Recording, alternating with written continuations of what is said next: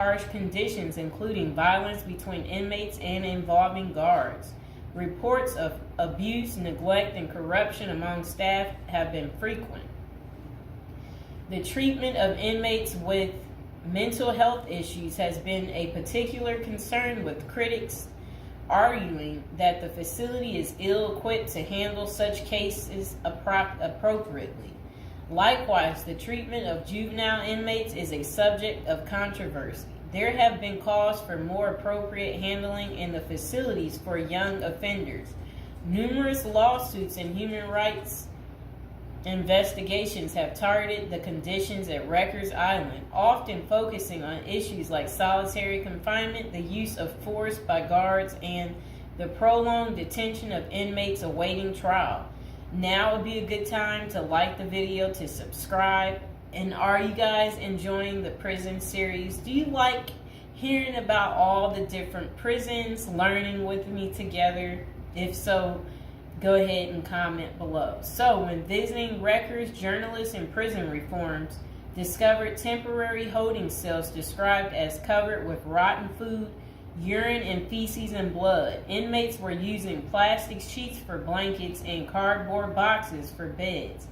Maggots crawled over everything. Up to 26 men were crowded into a single cell where they used plastic bags as toilets.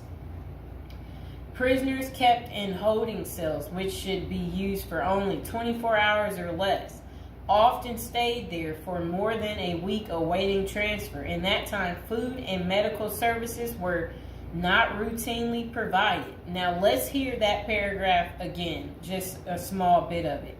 So, this was what journalists had noticed when visiting Rikers Island. The prison reformers discovered temporary holding cells described as covered with rotten food, urine, feces, and blood. Inmates were using plastic sheets for blankets and cardboard boxes for beds.